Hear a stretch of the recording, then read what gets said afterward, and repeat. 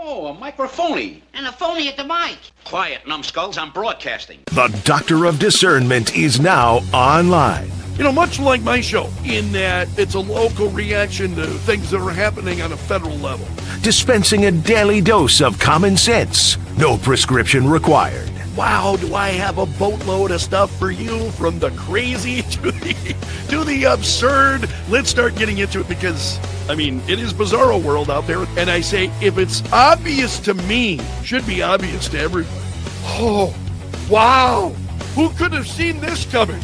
This is the Fourth Hour with Greg Belfrage. Hold on to your butts. Broadcasting from the basement bunker beneath Kello Radio. Welcome to the Fourth Hour of the Greg Belfrage Show. It is really great to have you along. Kathy left an interesting comment here a few moments ago. Anyone else upset that apparently the only way to watch the Olympics live is on Peacock? Now we have to pay to watch? Oh, NBC will be doing a recap after the live facts. Bless their hearts. Yeah, I know when I was in the hospital following my stroke, the Olympic Games, the Summer Olympic Games were going on at that time. And this and you could see some of it. And man, they were promoting, NBC was promoting this stuff on Peacock just big time, that you had to go there. It is, you know, if you want to see the entire event, they will show you recaps maybe, but if you want to see the entire event, you've got to go and pay for it. Yeah, I'm a bit like, I would like to watch the Olympics. I think there is, you know, you look at these athletes who are not professional athletes for the most part. Now we've got professionals who are part of it, but for the most part, they are not professional athletes. And to watch that, there was always something about the Olympic Games. And I just think the left has, like, they poisoned everything else. I won't recap what I was saying on the air this morning, but I just think, like everything else that the left gets involved in, you know, the NFL, it was kneeling, and the American, you know, okay, we're going to kneel during the national anthem. They just ruin everything they're part of. It's just absolutely incredible. Brian is responding to Shannon's call here this morning. He would support voter ID, but only if the government provided IDs, because voting is a right. So I wonder if Shannon had ever bought a gun. Shannon used to be Art. He used to call, and and now he uses the name Shannon. And now apparently he's also on this page. I banned him from this page. Facebook, I should say. I banned him on Facebook because it was outrageous. You know, you'd come in and just like you hear him on the air, he's off topic. He's just, he can't respond, can't give a clear answer. And then when I press him on it, then he's off onto something else. And I just said, enough of this. I'm done. So what does he do? He comes up with a new name, new profile. He's back on the Greg Belfrage Show page, because when he called this morning, he's seeing a comment that I posted on Facebook earlier this morning, and he references the comment, and I didn't follow up on it because, you know, you're listening to the radio. Not everybody's a follower of mine on Facebook. And even if you are, maybe you didn't see the post. You don't know what the hell he's talking about. You know, it's just way too inside. But he references a comment that I had made on Facebook this morning. What was it? I want to share it with you because I had asked the question about the SAVE Act, and I said, just a thought. I said, Democrats would require ICE officers to wear IDs. They want them wearing IDs, but they oppose asking you to show an ID when you go in to vote. If anybody can make sense of that, good luck to you. It's the kind of drivel that It's just absolutely incredible. So it's why are you asking for my thoughts on Glenn Beck? I like Glenn Beck quite a little bit, actually. I follow him on X. A number of the things he says.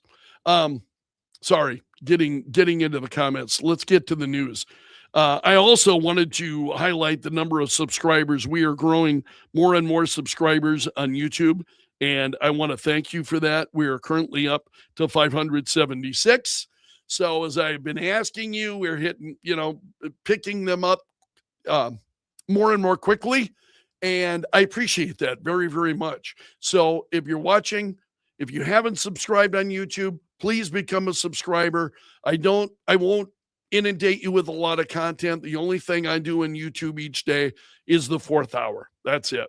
And otherwise, if you want to follow me, I would suggest going to X every now and then. I'll comment there. Facebook, largely, I will set up a conversation in the morning, and then we do the 4th hour, and that's really the end of my involvement on Facebook. But I appreciate having you. Also, this morning, the big news story, and it was happening just as I was getting off the air this morning, the administration having a news conference. The U.S. has arrested one of the leaders of the 2012 attack on the consulate in Benghazi. So Attorney General Pam Bondi, Kash Patel was there, U.S. Attorney Jeanine Pirro. They announced the arrest earlier this morning. And again, this would have been within the last half hour or so. And they said that he will now face American justice on American soil. Bondi said, "We will prosecute this alleged terrorist to the fullest extent of the law." And she said, "Let this case serve as a reminder. If you commit a crime against the American people anywhere in this world, President Trump's Justice Department will find you. It might not happen overnight, but it will happen. You can run, but you cannot hide." Patel says he was arrested overseas, and there aren't a lot of additional details at this point. So TMZ apparently has been sharing more information about the kidnapping of Nancy Guthrie, and the kidnappers are making demands. Apparently, TMZ was on the Hannity program. Boss at TMZ, Harvey Levitt, told Sean Hannity last night. He said, "Is it Levin or Levin? I don't know." He said the kidnappers claim in a ransom note that was sent to TMZ that Nancy Guthrie is safe but scared, and she knows exactly what demands are being made for her return. So the note was sent 2 days after Nancy Guthrie was reported missing over the weekend. And he said, "I will say the letter begins by saying she is safe but scared." They go on to say she knows exactly what the demand is. They are, through us, telling the family exactly what they are demanding, and they are saying that Nancy is aware of it. They're also saying that this will be their only communication and that they are done communicating and negotiating. Here's the deal, and that's it. And he said, as the clock ticks, that's one of the reasons the FBI and other authorities have gotten desperate here, and he did not elaborate further. So he was on Hannity last night, for those of you who saw that. I did not see news of this until later this morning, which is why I'm sharing it with you now. Otherwise, I would have shared this on the program this morning. This story was fairly new at the New York Post. Also, get a load of this as we watch what's going on in Minneapolis. The fallout continues. And now you have yoga students in Minneapolis at a Minneapolis Core Power Yoga studio berated staffers for being complicit in the federal immigration crackdown. during a caught-on-camera clash last weekend, demanding that they immediately condemn ICE. So you're at your yoga studio, and there I would expect then to participate in yoga, demanding that the yoga studio denounce ICE and their tactics. What kind of crazy lunatic, this just gets crazier and crazier, man. I mean, I have said this many times on the air before. I think, well, things couldn't get worse. No. Oh, no. Oh, no. They keep getting worse. I have stopped saying this. I have stopped saying things can't get any worse. Oh, yeah, they'll get worse. You just think things have gotten as bad and as outrageous as they could possibly get. Oh, no, you find more. So you're at a yoga studio, and you are forcing the place to condemn what's going on. So this apparently went viral on social media, and by a woman who says she has been a regular at this location for nearly a decade, shows at least 13 women spontaneously facing off against two female staffers inside the studio's lobby. And in response to this, the yoga chain is based out of Denver. They banned Anderson for sharing the video and otherwise caved to the mob. They put up anti-ICE signs in their studios. What? I'm not making this stuff up. This story's at the New York Post. So,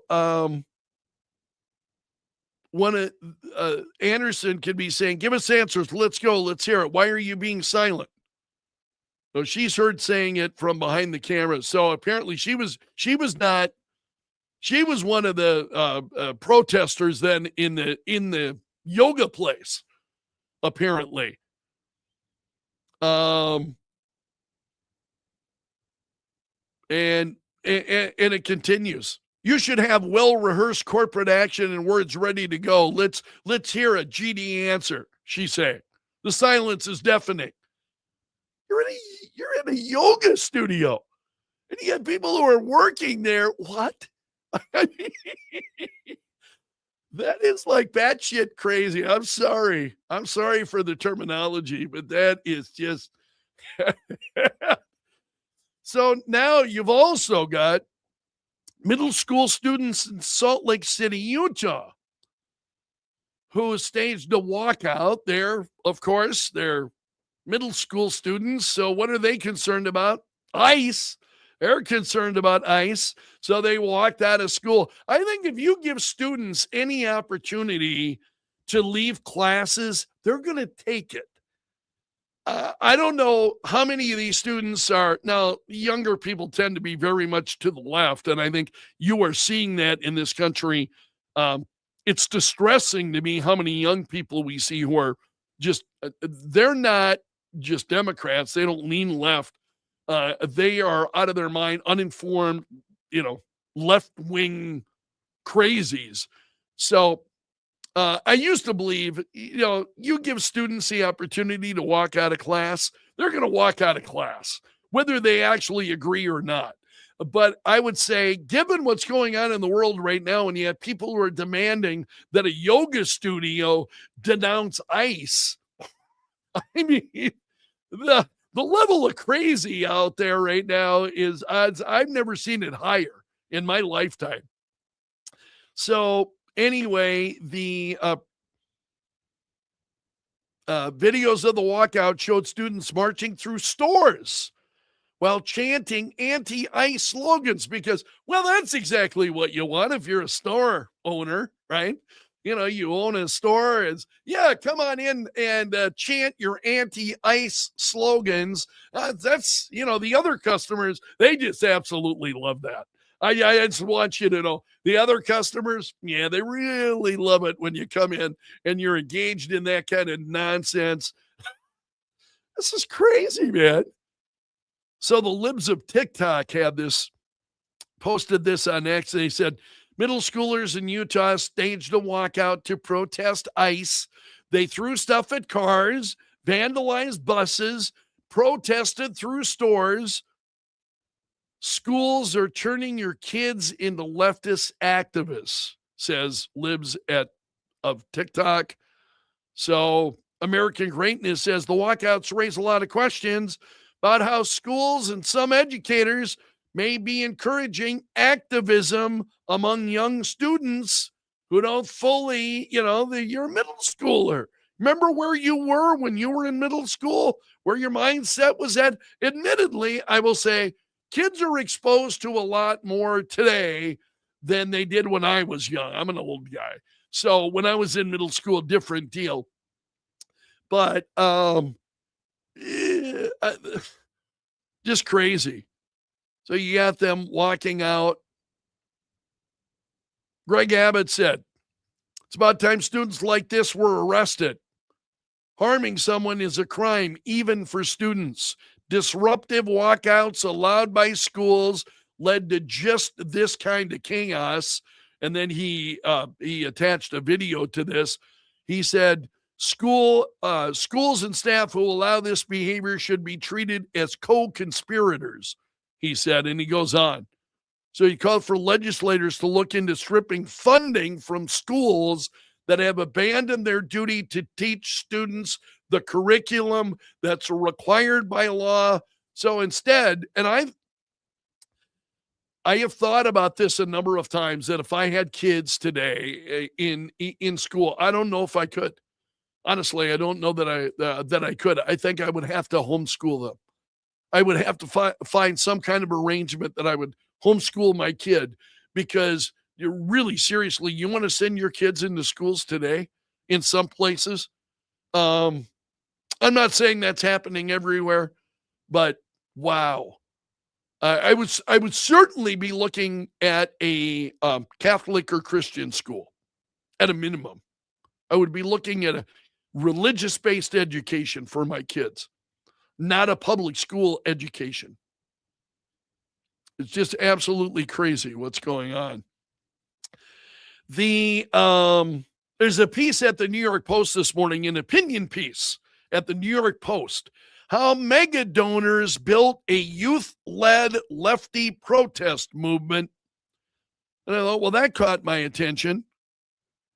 And the author of this piece makes the point I was just sharing to you: education increasingly morphing into political activism in America's schools as teens protest against President Trump's immigration policies, and they're gaining momentum. A supposedly youth-led leftist group that's fueled by mega donor money is leading the charge. Started in Minnesota high schools, then spread to schools in Texas, which I just mentioned to you, California, and Nevada. Students in recent weeks are joining school walkouts against ICE actions. Walkouts are pushed by the Sunrise Movement, which was founded in 2017 as a climate activist group. It figures. it figures. So you'll remember back in 2018, you had members of this group, this Sunrise Movement, that occupied Nancy Pelosi's office, and they were demanding climate change legislation. You remember that back in 2018? This is the same group, and now they're out there and they are funding and pushing this. A Sunrise Movement student guidebook warns that no politician can keep their job, no school can run as usual, no business can turn a profit if they side with ICE's violence over us. So this is what is being pushed then on kids in America's schools. Crazy times, my friends. that we live in. Okay, there was one other story. We've hit the 20-plus minute mark here. So one other story that I did want to share with you this morning that this is from townhall.com. A new woke euphemism for women just dropped. And this is Amy Curtis writing at townhall.com. She says the left, in their relentless pursuit of trans equality, have come up with some really interesting and offensive euphemisms for women. And you've heard some of these: birthing person, persons who menstruate, inseminated persons. I don't come up with these terms. Now they've added a new one to the list: partner with eggs. You seen this? And persons with eggs. We've called them women. I mean, that's how I grew up. We referred to them as women. Only women have eggs. Men don't have eggs. Only women have eggs. Only a woman can get pregnant. This is crazy. So I was looking at some of the reactions on social media. One said, I call her my partner with 24 eggs on her biweekly trip home from the farmer's market. Anyway, seriously, partner with eggs. Try putting that on your Valentine card this year, guys. To my partner with eggs. All right, you have made it to the end of the video, so you are part of my gallery of champions. Special salute to the Bunker Brigade, who are here each and every day. I shared some of their comments with you a little bit earlier, especially on YouTube, as I get the most prolific response from folks on YouTube, although you can find this both on Facebook as well as on X. And wherever you're following us, I really, really appreciate it. I want to wish you a wonderful weekend. You take care. Hope you enjoy the Super Bowl Sunday. For those of you who will be watching the game, I'll be watching the All-American halftime show on Sunday evening. Looking forward to that. So you take care. So long until Monday, my friends. Until then, I'm underground and gone.